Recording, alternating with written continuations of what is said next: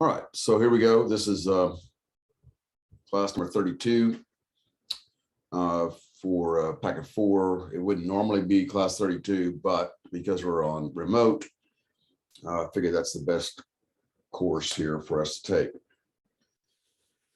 All right, so we're going to look at history again today. We'll wrap up the history for test 4B. We've got some interesting people to look at. Previously, I mean, I keep putting this up there, and this is still an old version. The newer version is looking a lot different. That's becoming a difficult thing down there. I keep changing it. One of the hardest things to try and explain without animations, but animating sinusoids ain't easy. So that's what I continue to spend my time messing with, mostly on my free time. But I'll have that for you. Should have it all, should have all these animations. I mean, all these reference sheets finally finished by Monday. We come back together. Last time, for this all packet 4B, we're talking about the history from about 1929 till about 1939. That very important time in the world and in physics. As Mr. Patrick said yesterday, that, and he showed a little presentation on it, that the physics went from tabletop physics to industrial physics because of the World War II and Manhattan Project and projects like it. So that's a good observation. I'll include that next year. So we've talked about these people. We talked about Fritz, talked about Subramanian, talked about James Chadwick, Fritz, the other Fritz, Wiki. And then yesterday we brought in Paul Dirac, the strangest man, talked about his equation that explains fermions, which is basically everything except for the force carriers. That's the Paul Dirac equation. And this is something somebody earlier was asking, something that we'd have to, when will we have to know that? Or they knew we didn't need to know this year, but was it like when you're a junior in college? I'm thinking you'd be in a modern physics class, but you'd probably be in modern physics too, which means you would be a physics major, and you may not get to something like this till grad school, depending on what, there's all kinds of physics you can go into.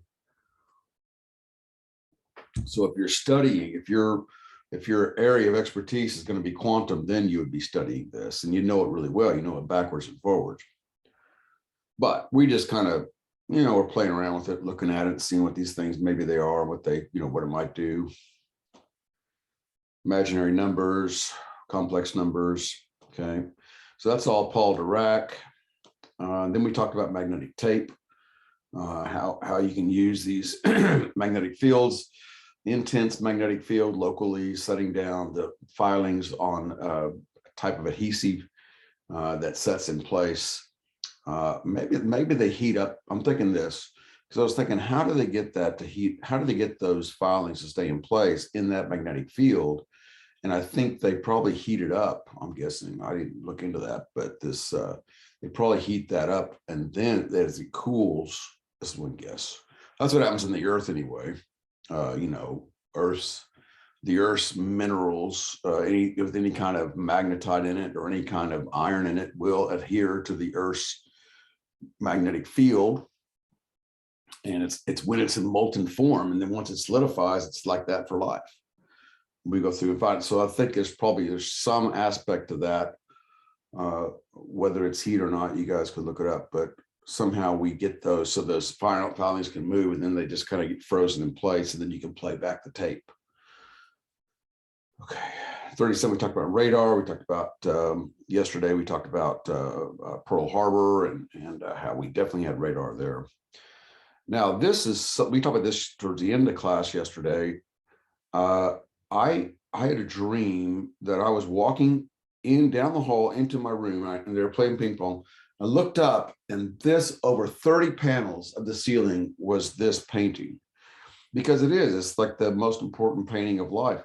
So then I woke up, I thought, what I'm going to do, that'd be hard to make that painting, but I'm going to build a puzzle with, these are like these here, these are like wooden discs, and I'll find a bunch of like 4-inch diameter wooden discs, and I'll paint some red, I'll paint some green, paint a blue one there, little tiny yellow one for the neutrino. And then I'll get some rings, like a crochet ring or something, or a cross stitch ring that I can put these discs in. I could order all this off Amazon. And then I will use some of our wooden arrows for the vectors here, for these velocity vectors.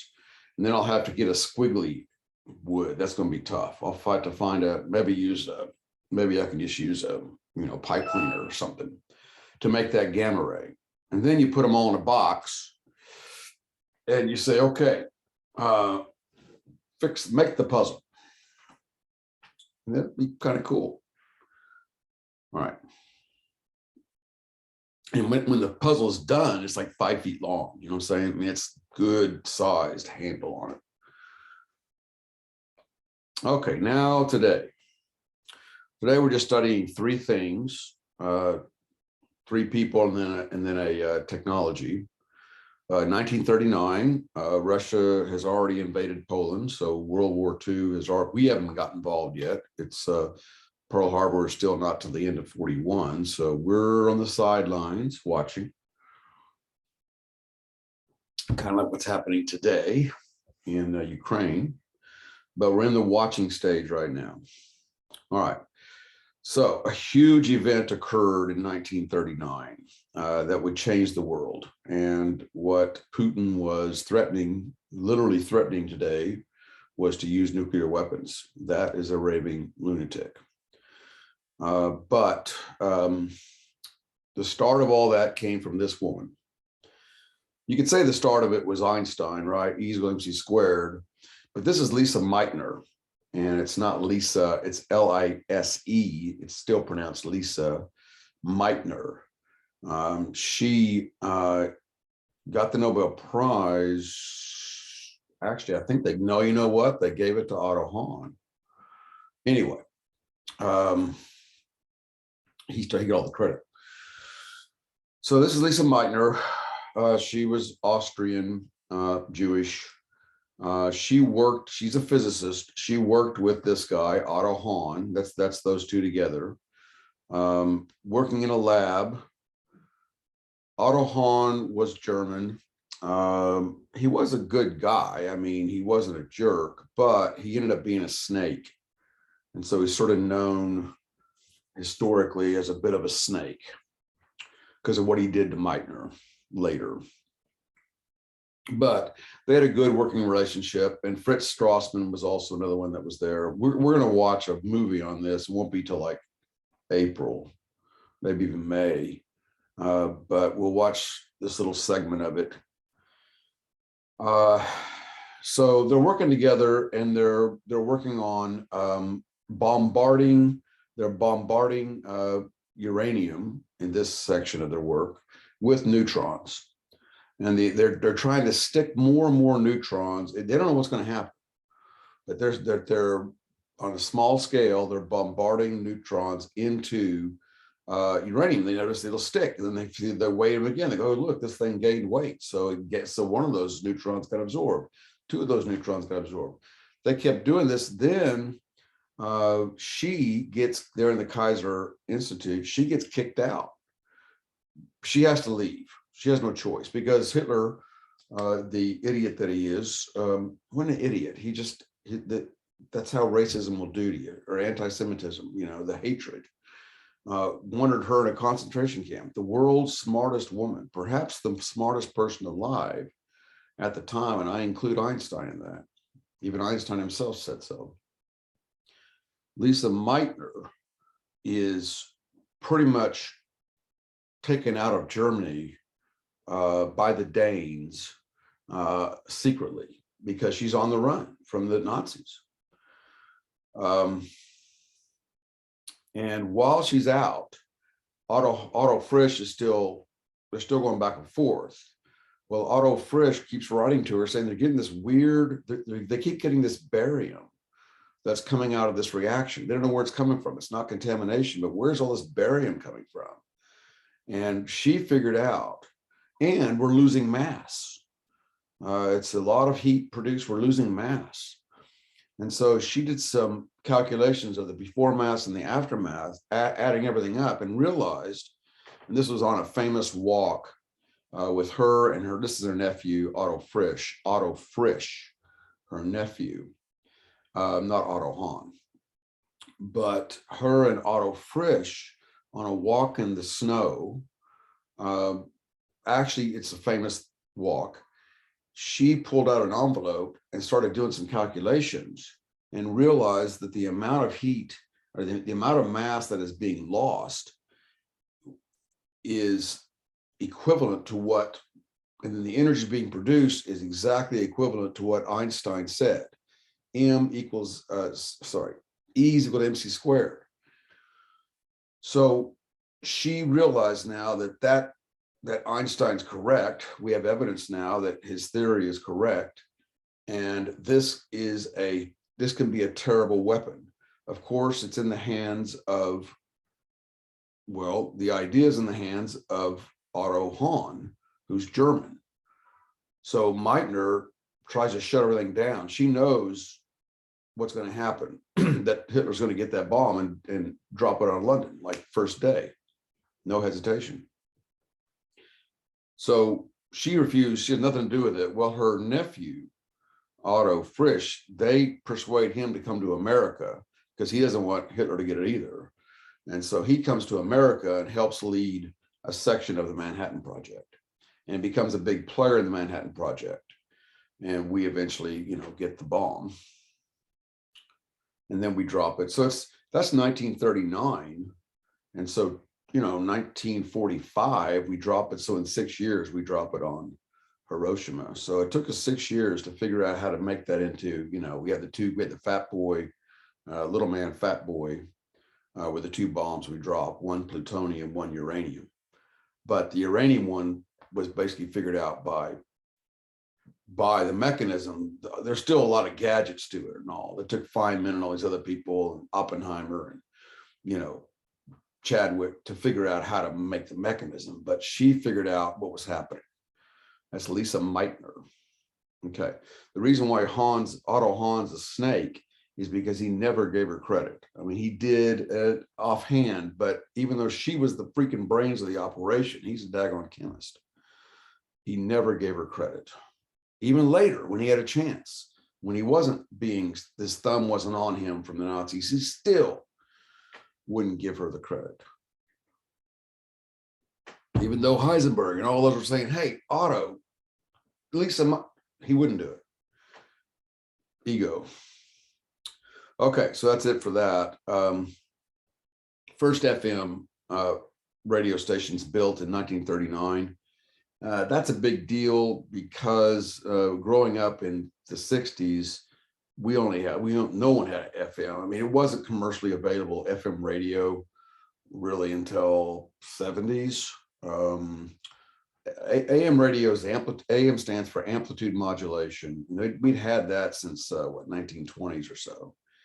And I'll show you kind of a little bit about that, how you modify the amplitude. But FM radio, so AM radio is if you ever notice in your radio dial, it's in the kilohertz, right? So like 1,000 kilohertz is right there about in the middle of the dial. And then usually it's good for talk shows and sports shows, not good for music because the range isn't very good. It's always kind of tinny and a lot of static. So it had its problems. Any kind of lightning storm, it goes a long way. It bounces off the ionosphere and comes, so you can pick up, Moscow sometimes at night.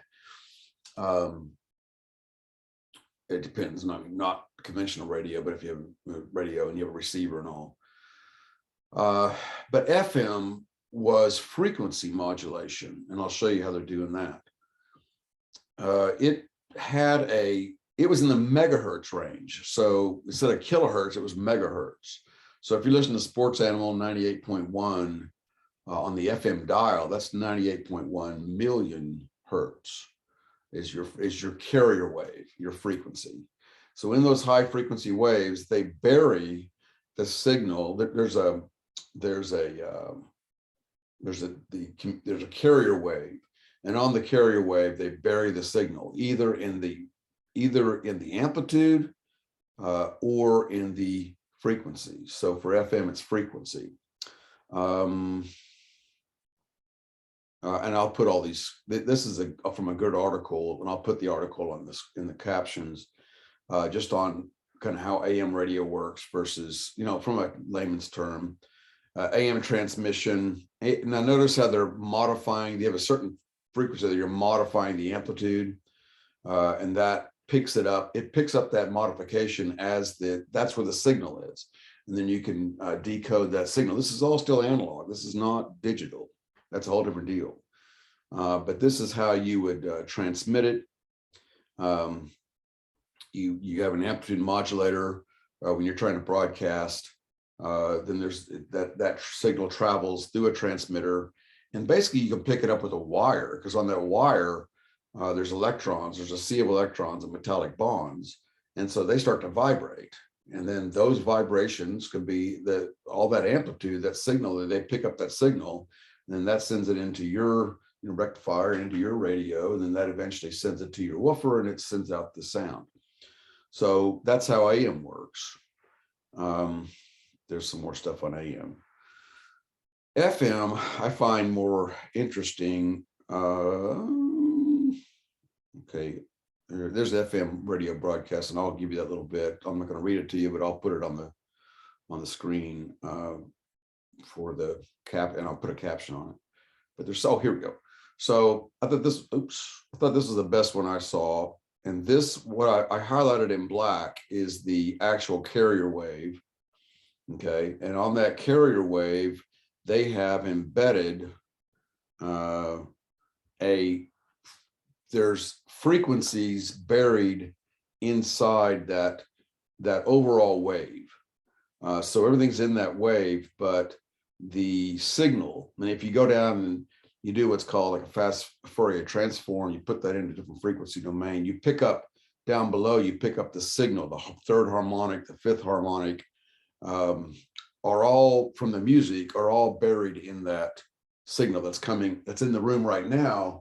Until it's in my room right now. It's here waiting for me to tune it. You got a tuner on your radio. You're pulling in that carrier wave, and then it picks up all the information.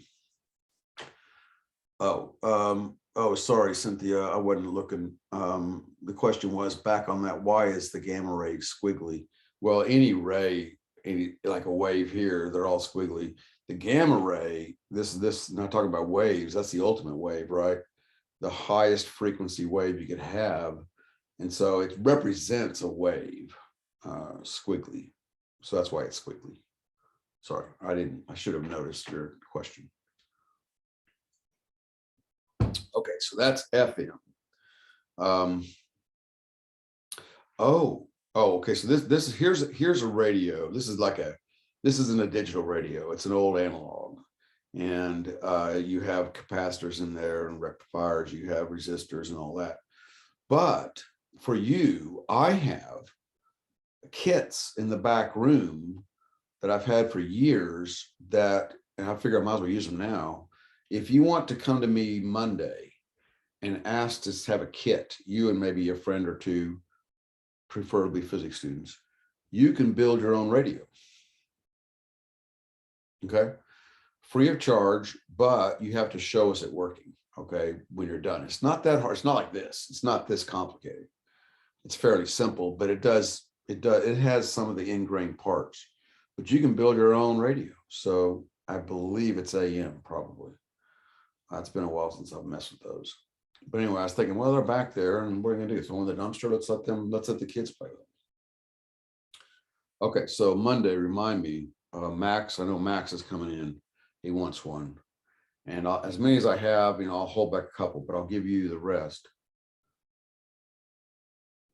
Monday. Digital radios are different. I'll include this. That's actually in some ways simpler. You're just taking, that ones and zeros, and then you're transmitting those back. So those are actually probably simpler to understand than analog. The question that comes up, why don't all these radio waves in my room, they're everywhere, why don't they all get mixed up? And this talks about like GPS, satellite navigation. There's all these waves everywhere, all these radio waves and high frequency and microwaves everywhere.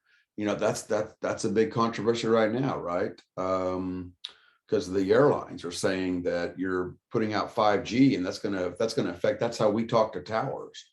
And so AT&T and whoever else it is, Samsung, whatever, are saying, okay, we'll cool it around airports for now, but it's a big deal. How all these radio waves are interfering with each other. So that does happen. Okay, so this talks about that. I'll put that on there.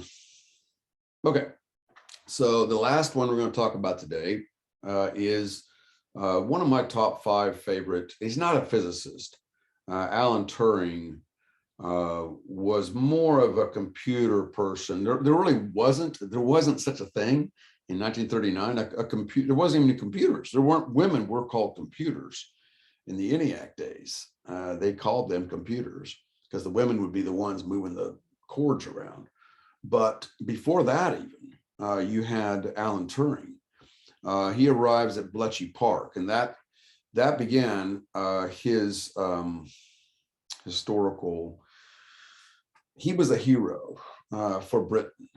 The Germans had this Enigma code that could not be broken by the Allies, and that's how they would talk to each other. German U-boats were sinking ships. I mean, mostly like cargo, but innocent people were dying, thousands, and we could not break that code. And they used that Enigma code everywhere. Well, this is the guy that broke the code, him and his team, in a place called Bletchley Park in Britain. If you go to London, you'll see it. They have a big thing there. Bletchley Park. So he's a hero, right? I mean, he figured out, he broke using this instrument here. That's all the vacuum tubes and stuff, but how he figured out. And if you ever seen the movie Imitation Game with Benedict Cumberland, he plays Alan Turing in that. So good movie, worth watching. So he's a hero. I mean, he saved, they estimate, 1 million lives. He should have statues everywhere. Brent and I tried to get a statue to him built in Andrews Park in Norman, and instead they built this World War II thing, but it wasn't Alan Turing. Anyway, so in the problem was, so he's a hero, right? Well, he was also homosexual, so that he kept that a secret because it was against the law. It was a crime in England. And so in 1952, he was pointed out by somebody that he was arrested. And here he was, a national hero. And yet they arrested him because of his lifestyle choice. And really, I don't think you have a choice, but how he was. So he had 3 options. 1, he could spend the rest of his life in jail. 2, he can renounce it all, get married like a quote normal person. 3, he can take chemical castration, where they give you all his hormones and all. He opted. He did not want to. He still wanted to continue his work. He was still doing great work. I mean, the Turing test. I mean, he's the father of artificial intelligence, but the government kept holding him down because of the idiotic reason that he was gay. I mean, what is this, Florida? Florida has a don't say gay law now. They're putting now through. So anyway, so it's just crazy to think that you would be ostracized and put in jail because of who you love. It's insane. So he opted for the shots, and they totally messed with his brain. He couldn't think straight. He couldn't do anything. He lost his abilities. He was desperate, and it was just messing with his health. And so ultimately, he finally broke down, and he put poison in an apple with a hypodermic needle, I guess, and then took a bite out of the apple, and then died in his kitchen. So the story is that Apple computers by Steve Jobs was a big Alan Turing fan. And the bite out of the apple on Apple computers is to honor Alan Turing. That's one story. The other story is, well, Steve Jobs worked in a lot of apple orchards in California. He liked the Macintosh the best. That's why it's called a Mac. And that's probably true. Probably both are a little true. Steve Jobs always kind of stayed coy about that, I think, because he liked the story of Alan Turing. So I tend to believe it, that there's some truth to that, that Apple originally was, the bite was in honor of Turing. Okay, so read about this stuff more in the screenshots that I put up if you're interested. And I'll put a few links just for your, just because I think it's interesting stuff and I'm a fan of history. Okay, so any questions on, that's it for the history for packet 4. We'll worry about this on the test next Thursday.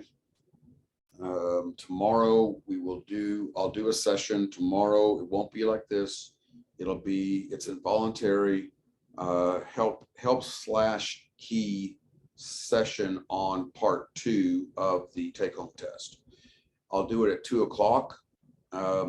And you can come if you want. You don't have to, but just watch the video if you don't come. Do that before you hand it in, before you submit it, okay? I think submission date is, Sunday night, I think. I'll probably switch it to Monday because of all these, being gone so much. All right, who's got a question?